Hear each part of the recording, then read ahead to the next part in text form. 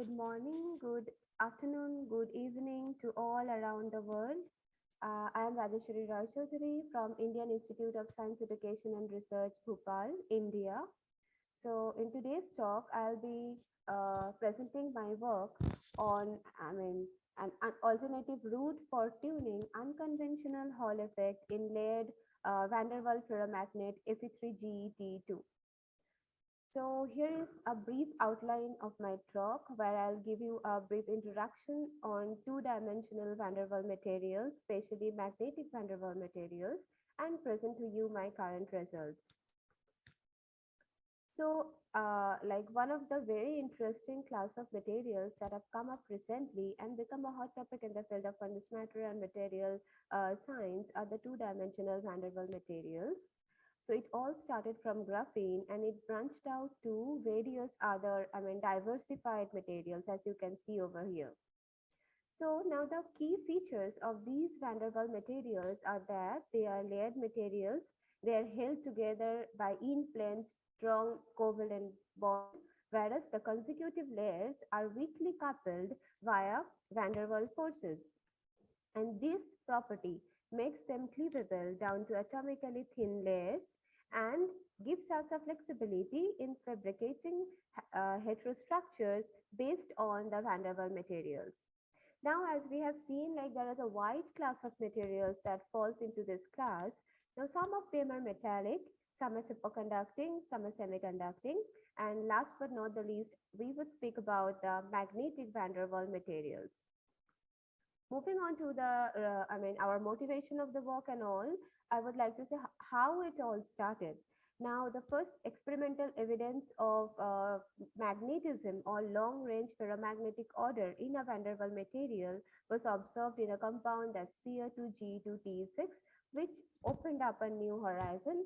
And here you can see a wide number of van der Waals magnets which have been theoretically predicted or experimentally observed. Now, with this, our motivation is to look out for new magnetic van der Waals materials, especially those materials which are known or which have been predicted to host non and also to synthesize known van der Waals magnetic material and explore their unexplored properties to understand the underlying interactions. So with this, in this talk, what we have worked on is one such van der Waals magnetic system, which is Fe3GeT2. Now, why Fe3GeT2 out of all the van der Waals magnetic materials? Now, this Fe3GeT2 has a high Curie temperature. It has a relatively high Curie temperature of 220 Kelvin among all the van der Waals magnetic materials reported till date. Now, if we look into the structure of Fe3GeT2, it consists of Fe3G sublayers which are sandwiched between tellurium layers, and there exists a van der Waals bond or gap in between the consecutive tellurium layers. So these are the side view and the top view of the crystal structure. Now the takeaway points are that Fe3GeT2 is a van der Waals magnetic material. It is a ferromagnetic metal and it has a high Curie temperature of around 220 Kelvin, and also it is known to have a large magnetic anisotropy, which we have also observed experimentally. Interesting is that if we look into the crystal structure of Fe3GeT2, this is a centrosymmetric structure. It crystallizes in a centrosymmetric structure. Okay. In spite of that, recent experimental observation reported unusual behavior in the transport data, which was then theoretically shown that this material can host, possibly they can host non-trivial spin textures. Now, when we talk about non-trivial spin textures, there can be many, but here we are talking about skyrmions. So before moving on to our results, let's very briefly see, I know like all of you probably know much about skyrmions, but I would still like to give a very brief introduction to what is skyrmions. Now the skyrmions, the utilization of skyrmion based materials, they have garnered a lot of attention because of its prospective, it is prospective from like for next generation spintronic devices. Now, the skarnions are basically topologically protected spin textures, as you can see over here. The main advantage is their atomic scale controllability and low current detection. Okay, so compared to conventional ferromagnets, the skarnions, they can be detected and their dynamics can be studied at a much lower current density. Now, like keeping all these things aside, like these skarnions, when they're present in a ferromagnetic material, they can be detected by using a very simple magnetoresistive technique, which is called the topological Hall effect or the Skarnian Hall effect. So what happens is that because of the presence of this kind of textures, it results in an additional contribution to the transverse Hall resistivity, which gives an additional scattering, which causes additional scattering of the conduction electrons depending on the spin up and the down or up and the down direction of the electrons. So with all this background, we would move on to our results. We have studied the magnetic and the magnetotransport properties of Fe3G2, Fe3G2, and also like whether the property that we will be talking about in the coming slides, they can be tuned or not. And one of the easiest way of tuning is through chemical doping. So we also wanted to study the impact of doping on the topological magnetoresistive properties of Fe3Ge2 by doping at the magnetic side and also doping at the non-magnetic side.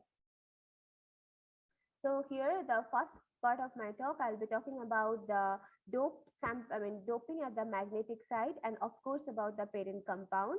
In the second part, I'll be moving on to the results where we have seen like significant results by doping at the non-magnetic side. So all the works that were performed are on single crystals, and all of them have been grown using the chemical vapor transport method. And we were successful in growing large single crystals of Fe3Ge2 and counterparts, doped counterparts.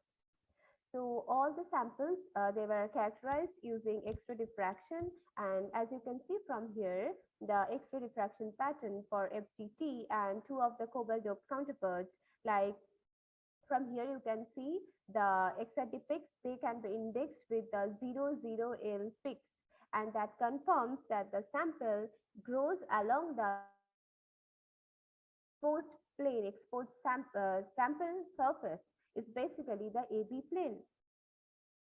So further, the Lava diffraction also confirms that we were able to grow high quality single crystals, and from the data we would actually calculate the lattice parameters, and here we have seen that with increase in the cobalt concentration, the lattice parameter C is actually decreasing. Now we have also checked the cobalt concentration using energy dispersive X-ray spectroscopy, and here are the results. And so we were successful in growing phase pure single crystals of COX-GT. These are the cobalt doped samples and the reference Fe3Ge2. Okay, so moving on to our results, here you can see the temperature dependence of magnetization. This red curve and the blue curve both corresponds to Fe3Ge2. Then the magnetic field is applied parallel to the C-axis of the sample and perpendicular to the C-axis of the sample. So what we have observed, if we move from room temperature to a lower temperature at around 220 Kelvin, there is an upturn in the susceptibility data, which marks the onset of ferromagnetic order. And as we have increased the cobalt concentration, we have seen that there is a reduction in the Curie temperature, as well as there is the anisotropic behavior is also getting diminished with increasing cobalt doping. In order to investigate further, we have also studied field dependence of magnetization. For FGT, you can see when the magnetic field is applied along the C-axis of the sample, here the image curve saturate at a much smaller magnetic field, much lower magnetic field, whereas for H perpendicular to C, the image are not saturating even at a high magnetic field of around 6 Tesla. So this confirms that the magnetic z-axis direction is the C-axis, and this is one of the representative of the dope sample. Here you have seen that the spontaneous magnetizing reducing with cobalt doping, and also we have calculated the anisotropic constants and all that also decreases with increase of cobalt doping. So with all these things, I would like to present the experimental results of the magnetotransport studies that we have performed. Here you can see the transverse Hall resistivity when the magnetic field is applied along the Z direction, okay, which is parallel to the C axis of the crystal. And you can see a large anomalous Hall effect, and this might originate from topological band structure, and there is also a reduction of anomalous Hall resistivity with increase of cobalt doping. Now, what is interesting is that when we have studied the transverse Hall resistivity when the magnetic field is applied in the plane of the sample in the x direction, we have seen a cusp-like feature appearing in the data, and this position of the cusp changes with cobalt doping. So let's see like why now this is the unconventional magnetotransport behavior that we have observed, and why are we calling it unconventional? In order to study this, we have also performed temperature as well as doping dependent study of the transverse Hall resistivity with the magnetic field applied along the plane of the sample. And these are the things that you can see. Now, if you have a conventional behavior, when the magnetic field, if you have, this is a ferromagnetic system, say, like I'm increasing the magnetic field in this direction, the Hall resistivity basically goes, like it decreases there is a monotonic reduction of the Hall resistance, okay, if I'm increasing the magnetic field in the plane of the sample. However, here you can see that when the magnetic field is applied in the plane of the sample, here you can see it increases, it shows a cusp, a maxima, and then it reduces. So this is the unconventional magnetic Rajeshwari, transfer. you have 1 minute to conclude. Yeah, okay. So we've also tried to observe the origin of this unconventional behavior, and for that we tried to separate the magnetoresistive contributions, and we got a significant additional contribution to to the transverse Hall resistivity, which is not coming from ordinary Hall effect or anomalous Hall effect. And this behavior might originate because of underlying Skyrmion-like spin textures in the system that we have also observed using magneto-optical car imaging with our collaborators from Tohoku University, Japan. So we have also constructed the phase diagram, as you can see over here. In the second part of the talk, we have also dealt with arsenic doping at the non-magnetic side, and we have observed a significant same kind of behavior. And finally, I would like to conclude that these studies, they have shown remarkable results because we could confirm that a lot of things are happening because of the change in the lattice parameters, because of the change in the structure, interlayer or the increasing FE distance in this system.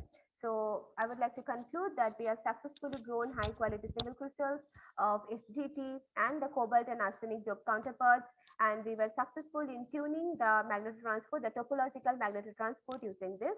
So we hope that our work throws considerable insight into the origin of unconventional Hall effect in these materials. Thank you. Thank you, Rajeshwari. Also working on some other van der Waals materials. Yeah, thank you. Yeah. So there's a question from Preet Kamal. What does topological protection of skyrmion represent? And skyrmion is 2D or 3D structure.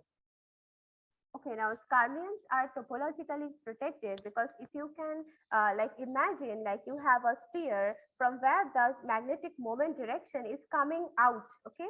If you can consider something like that, if you can imagine.